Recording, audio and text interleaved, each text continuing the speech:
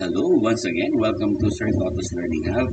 And medyo matagal-tagal tayo upload ng ating video discussion sa ating channel. But today, we will have another 5 items which are perennial questions in the licensure examination for professional teachers. Lumalabas po ito from time to time sa general education mathematics, and most of the times lumalabas ito sa mathematics major sheet. So, without much ado, here we have our item number 1. Item number 1.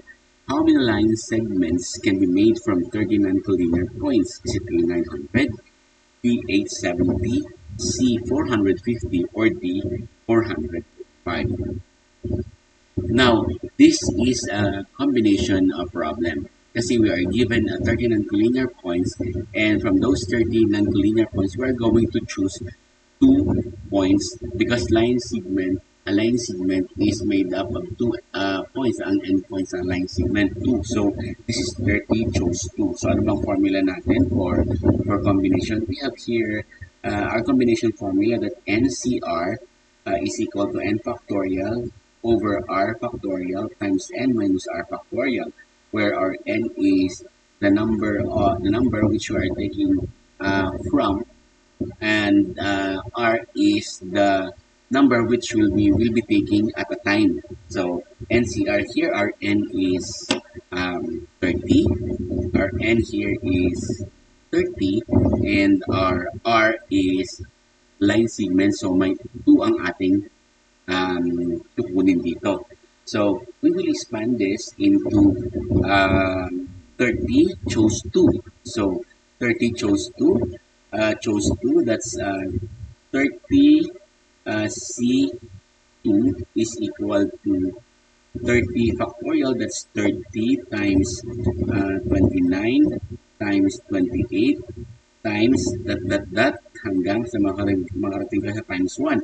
And this is over, sa line natin, 2 factorial, that's 2 times 1.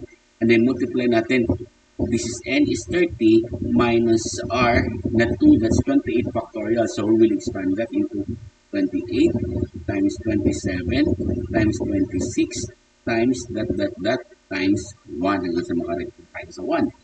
Okay. Now, makikita nyo kaagad na meron tayong pwedeng i-cancel. So, 28, ito cancel natin. Simula dito cancel natin. So, we will have 30 times 29 over 2. Now, pwede na tayong makapag-reduce kasi itong 30 is divisible by 2. So, 30 divided by 2 is 15 times 29. Cancel natin to, and this is 15. And 15 times 29, ang gagawin pwedeng 15 times 20 plus 9, para madali, 15 times 20 is 300. And 9 times 10 is 40, 9 times 1 is 90, and 45, that's 135. So adding this, we are going to have 405. 135 po. And that's letter D. Letter D po ang ating sagot sa ating item number 1. Sana po ay nakuha ninyo ang ating item. We proceed to item number 2. Item number 2.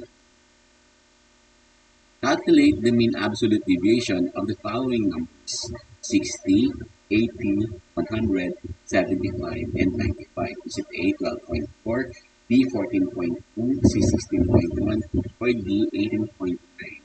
Now, pwede po ninyong i-post itong video while you're solving for your answer.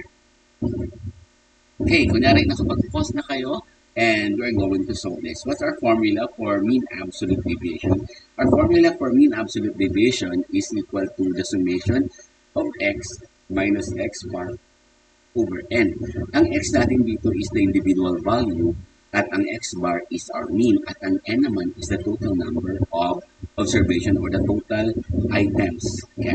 So, using our formula, we are going to have here 60 plus 80. Unahin natin kunin yung mean, ang x bar. Meron tayong 60 plus 80 plus 100 plus 75 plus 95. Now, pwede mo kayong gumamit ng calculator sa mathematics majorship, kaya pwede nyo gamitin ang inyong calculator. So, that's 60 plus 80 plus 100 plus 75 plus 95 is equal to 410. If we divide it by 5, we are going to have 82. Oops, 82. Mali pala. Divided by 5. That's 410 divided by 5. That's 82. 82. So, our x bar, our mean is equal to 82. 82 ang ating x bar. Now, gagamitin natin ang value ng x bar to solve for the mean absolute deviation or the MAD sa itong formula na to. Ngayon, ang gagawin natin is ang individual value minus the absolute value of the individual value minus x bar. So, we will have here 60 minus 82 ang absolute value nito, plus 80 minus 82, plus 100 minus 82, plus 75 minus 82, plus 95 minus 82 over 5. Ngayon, pwede ka nang mag-subtract. So, dito, 60 minus 82, that's 22. 80 minus 82, that's negative 2. Pero absolute value nga, kaya tatanggalin mo yung negative. 100 minus 82 is 18. 75 minus 82, that's negative 7 kung magiging 7 because of the absolute value. And 95 minus 82 is 13 all over 5 kasi 5 din sila. And then, that would be equal to 62 over 5. And if you divide 62 divided by 5, 62 divided by 5, that's equal to 12.4. So, our mean absolute deviation is equal to 12.4 and that's letter A. Letter A po. Okay, sana nakuha ninyo. Let's proceed to our item number 2. Item number 3, which of the following is the factorization of the binomial x squared minus 4 squared? Is it A, x plus 4 times x plus 2, B, x minus 4 quantity squared, C, x times x plus 2x plus 2, or D, x minus 4 times x plus 4? What do you think is the answer? Okay. Ipo, tulad ng kanina, pwede niyong ipo sa mga nagsusunod. Okay, now our formula for this is actually difference of two squares because x squared is a perfect square and 4 squared is also a perfect square. So this is a difference of two squares in the form a squared minus b squared. And then ang magiging answer niya, if you're going to factor it, that's a plus b times a minus b. So we have here x squared minus 4 squared. Because x is already a perfect square, you just write here x sa kabila and x then sa kabila. 4 is also a perfect square. 4 squared is also a perfect, so hindi po ito kuha kasi po may square sa taas. So 4 po ang kunin natin. Plus 4 and x minus 4. So this is the factorization of x squared minus 4 squared. And that's letter D. Letter D po ang ating sagot sa ating item. We proceed to item number 4. What value of x will satisfy the equation 0.4 open quantity times 5x minus 1470 closed quantity is equal to x? Is it A 490, B 2130, C 1470, or D 588? Okay, so now let's copy the equation sa baba. Ayan, 0.4 times 5x minus 1470 is equal to x. So what we're going to do is we distribute 0.4 dito sa loob. So 0.4 times 5, that's 2. That's 0.4 times 5, this is 2x. And 1470 times 0.4, 1470 times 0.4, this is 0, 4 times 7 is 8, carry 2, 4 times 4 is 16, 17, 18, carry 1, 4 times 1 is 4, times 1, 5. May isa tayong decimal point dito, so that is 588. So minus 588 is equal to x.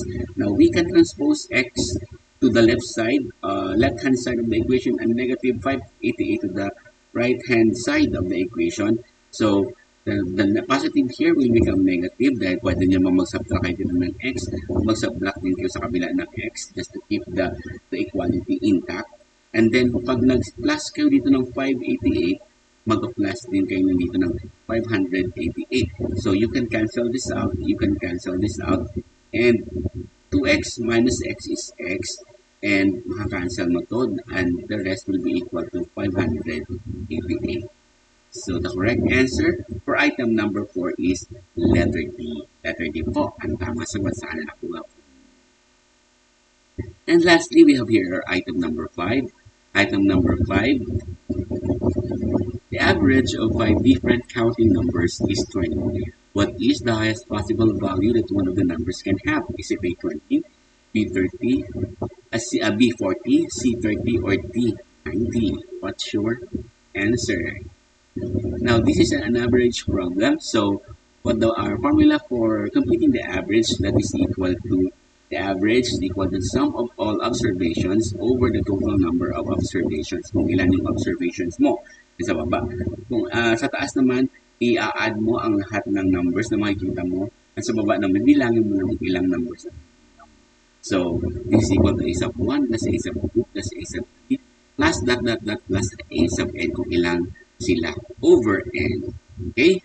So, here, we are given the average, which is 20. And we are given that there are 5 counting numbers. So, para makuha mo yung highest possible value that one of the numbers can have, ang gagawin mo, i-assign mo ang the lowest, the first 4 number para ang last number will have the maximum value. So, substituting the values to our formula, ang average natin is 20 is equal to, this is 1 plus 2 plus 3 plus 4. And since we don't know yet the maximum value of the fifth number, we will just represent it by x. So that's plus x. And over, kung ilan sila, this is 1, 2, 3, 4, 5. So this is 5. Now, the next thing that you're going to do is to multiply both sides of the equation para matanggal yung denominator dito sa right-hand side. Multiply this by 5, multiply this by 5, so that you can cancel this out. And 5 times 20 is equal to 100. And then you are going to add 4 plus 3 is 7, 10 plus x. Now, the last thing that you're going to do is to transpose negative 10 to the other side. You subtract negative 10 here. You subtract negative 10 here. So, 100 minus 10 is 90. This is cancelled out. Is equal to x. So, the highest possible value that one of the numbers can have is 90. And that's letter D.